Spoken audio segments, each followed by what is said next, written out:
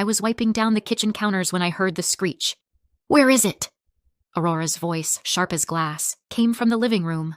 I stiffened, dish towel still in my hand. A second later, she appeared in the doorway, flushed, trembling, fists clenched. "It's gone. It was right there last night, and now it's gone." "What are you talking about?" I asked, heart sinking. My mother-in-law pointed a shaking finger at the empty spot on the fireplace mantel. "My father's Vietnam War medal, the one in the velvet case. You know exactly what I'm talking about," I blinked. "I haven't touched anything on the mantel." "Why would I?" "Because you're petty. And jealous. And spiteful." She spat. "That medal is the only thing I have left of my father. And you've always hated this family." My stomach turned. I opened my mouth to respond, but just then Luke walked in, sipping coffee like he hadn't heard the chaos echoing down the hallway. "What's going on?" he muttered. "Your wife stole my father's medal," Aurora announced, triumphant and theatrical. My husband raised an eyebrow, glanced at me, then looked at the empty mantel. "Casey, what the hell?" "You can't be serious," I said, my voice tightening. "Luke, I didn't touch that medal. I didn't even notice it was missing until 2 seconds ago." "She was here all morning," Aurora snapped. "You think it just grew legs and walked away?" Luke gave me a look I hadn't seen in years. Not angry, not confused, just cold. "It's been one thing after another with you lately," he said. "And now this." I stared at him. "You're believing this?" "Without even asking me?" He shrugged. "What am I supposed to believe?" It didn't vanish on its own. "That's exactly what you're supposed to believe until you have any actual proof," I said, nearly shouting. "Are you hearing yourselves? You're accusing me of stealing a war medal over breakfast." Aurora took a deep breath, pressing a hand dramatically to her chest. "You know what, Luke? I don't feel safe with her in the house anymore." I laughed. I actually laughed, sharp and dry and painful. "You don't feel safe? From me?" Luke's jaw tightened. "Pack your things." My heart stopped. "Excuse me? You heard me. It's time, Casey. If you're going to steal from my family, I didn't steal anything. Then pack your things and leave with your dignity. Or stay and grovel." "That's your choice, grovel?" Aurora stepped forward, her voice syrupy. "Just admit it, dear. Get on your knees, apologize, and maybe we'll let you stay." I stared at them both, unable to breathe. They weren't doing this because they believed I stole anything. They were doing this because they wanted to see me beg. I picked up my phone. I'm not staying in this house another damn minute. I packed a single bag, essentials only. No one helped me. Luke followed me to the door, holding it open like I was a stranger. No apology, no second guess.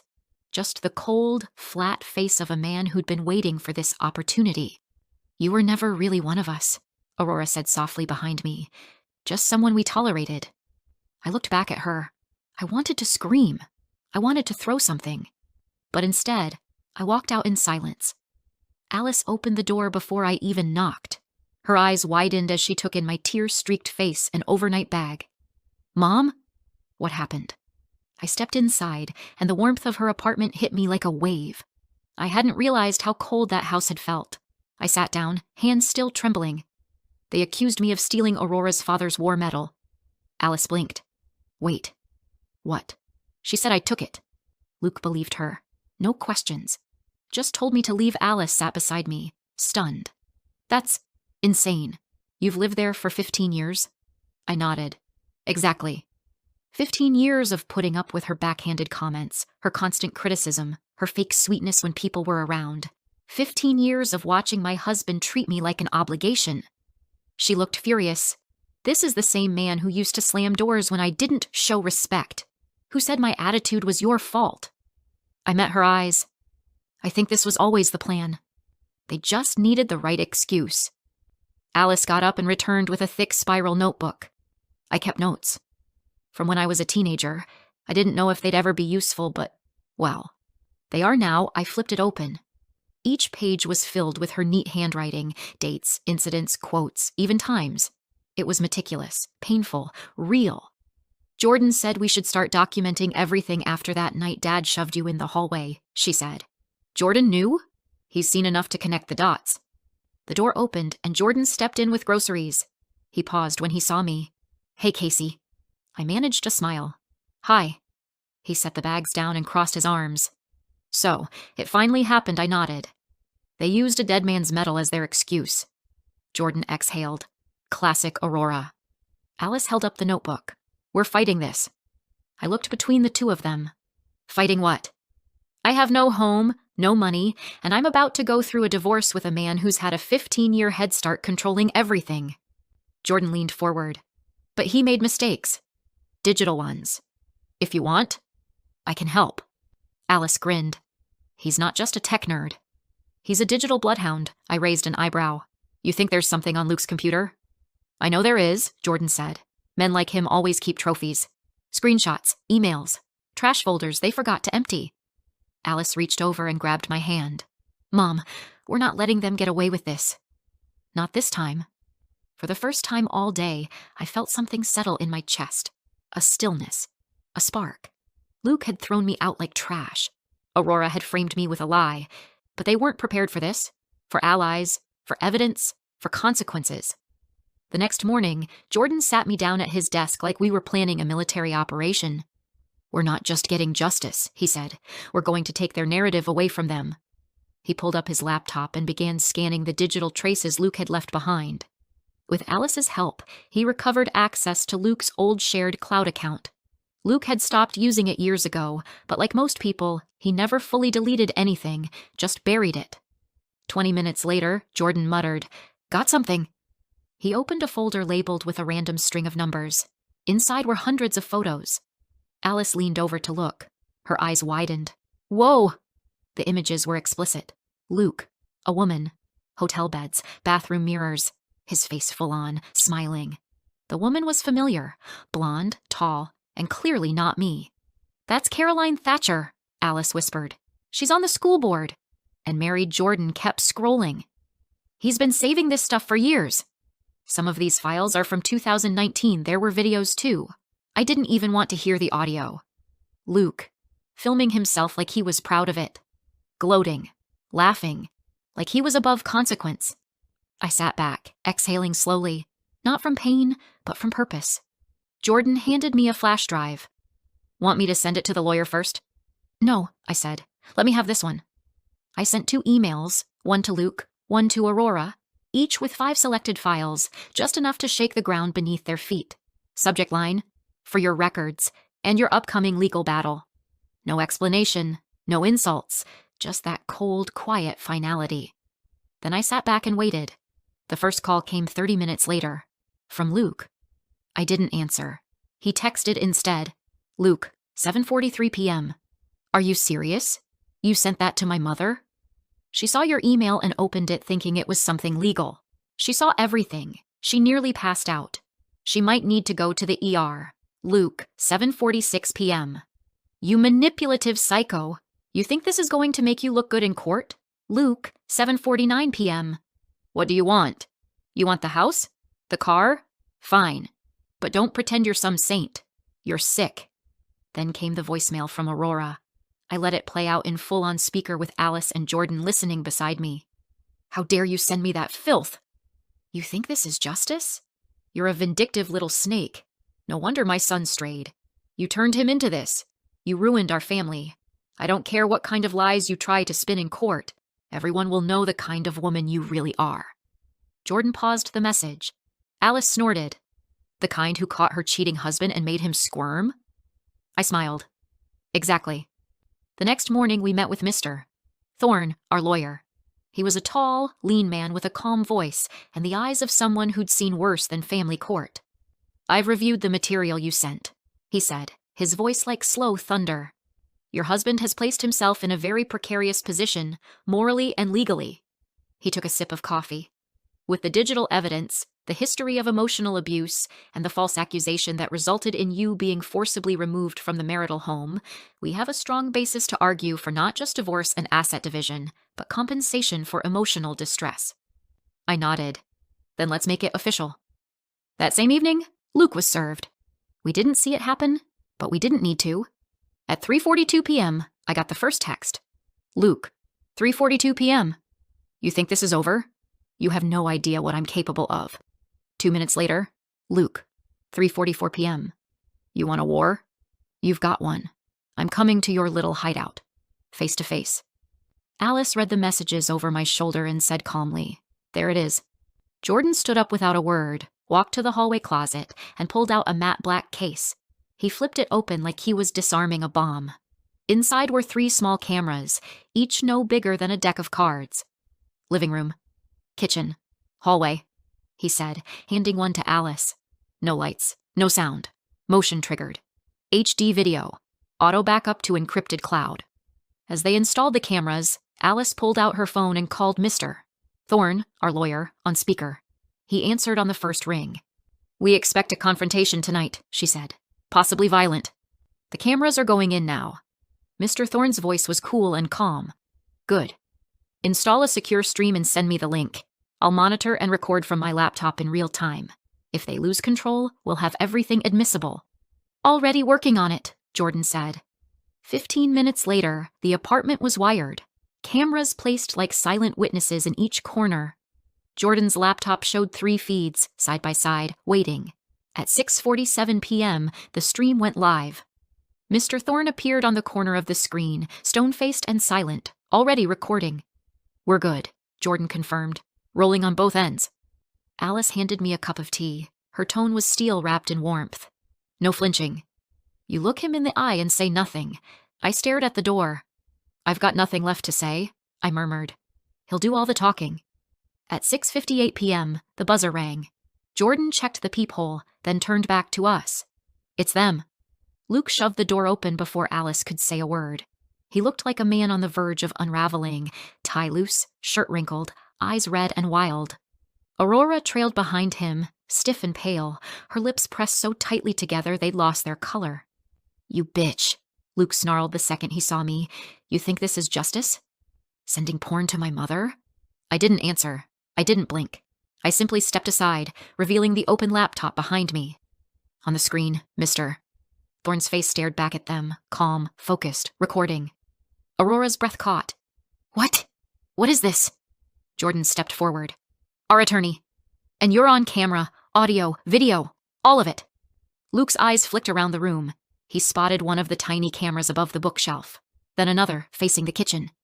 You set us up, he growled. No, Alice said flatly. We protected ourselves. You came here on your own, and you brought this energy with you. Aurora finally spoke, her voice trembling with rage. I lost sleep for 2 nights because of that filth you sent me. You lost sleep. I stepped forward, tone ice cold.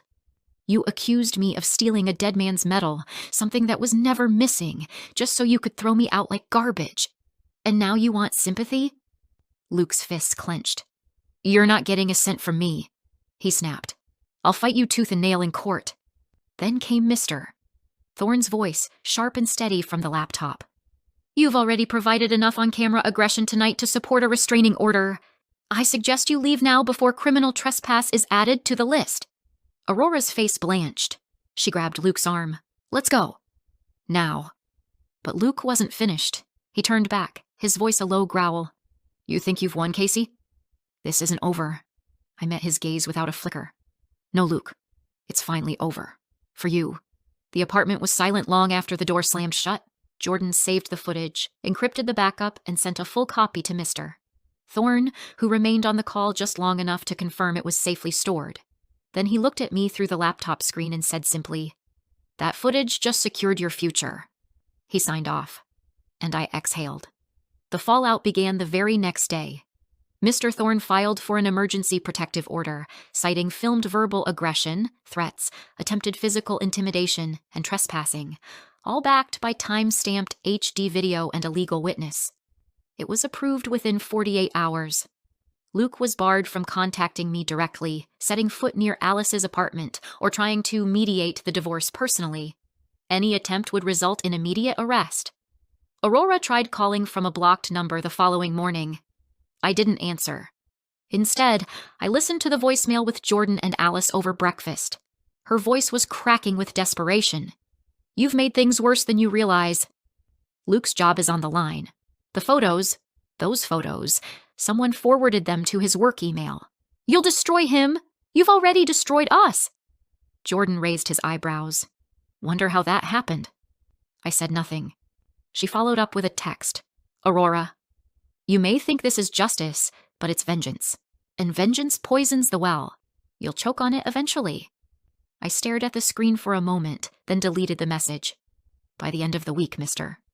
Thorne had filed for full property division, spousal support, and retroactive compensation for 15 years of emotional abuse and forced labor in a home I legally co-owned but had no access to post-eviction. Luke's reaction came as expected. Rage. But behind that rage, panic. His employer, a financial consulting firm with a reputation to protect, had launched an internal investigation after receiving anonymous materials outlining his personal conduct inconsistent with company values. I didn't send them directly, but let's just say the forwarded folder might have found its way to a former coworker who still owed me a favor. By Monday, Luke was placed on administrative leave. Aurora, stripped of her public image, began spiraling too. Her church group started whispering after someone showed them a screenshot of one of her messages to me, the one where she called me a vindictive little snake. Apparently, even snakes go to Sunday service now. Meanwhile, I met with Mr. Thorne again, this time to go over financial disclosures Luke had been forced to submit through his lawyer. That offshore account he thought we wouldn't find, Mr. Thorne said, sliding a printout across the table. Frozen. By court order, I stared at the numbers. The balance wasn't massive, but it was enough to prove deception. Looks like he was planning for life after you, without telling you, Thorne added. I didn't respond, not because I didn't feel anything, but because I'd started choosing which emotions were worth my breath. Alice, in the meantime, was blooming. She'd just learned she was pregnant. She and Jordan were already making space in their second bedroom for a crib, and for the first time in years, I felt like I belonged somewhere. I wasn't an inconvenience. I wasn't a live-in maid. I was part of a home. Luke broke the silence 2 weeks later with a letter, handwritten, mailed, no return address. I read it once, then again, then out loud. Casey, you've won. The job is gone. The firm won't take me back. The house is in your name now. Even Mom won't look me in the eye. She says I ruined everything, but we both know that's not true. You pushed, you provoked, you escalated. But fine, take it all. I hope you're happy. I'm staying with a cousin in Idaho. Don't contact me again. I folded the letter slowly and dropped it in the recycling bin. At the final court hearing, Luke didn't show. His lawyer negotiated on his behalf with an expression that barely masked embarrassment. The judge, after reviewing the restraining order, the video footage, and the financial records granted me 50% of all marital assets, full ownership of the house, and monthly spousal support for the next 6 years. I walked out of the courthouse into the crisp afternoon air and stood on the steps for a moment, stunned. Not by the victory, but by the silence. No more shouting, no more accusations, no more manipulation packaged as concern, just me, breathing. 3 months later, I moved into the house I once shared with Luke, now legally mine. I repainted every wall. I threw out the guest towels Aurora had folded into little swans. I had the metal case on the mantel removed and the shelf replaced with a row of cookbooks. I started teaching evening culinary classes at a nearby technical school.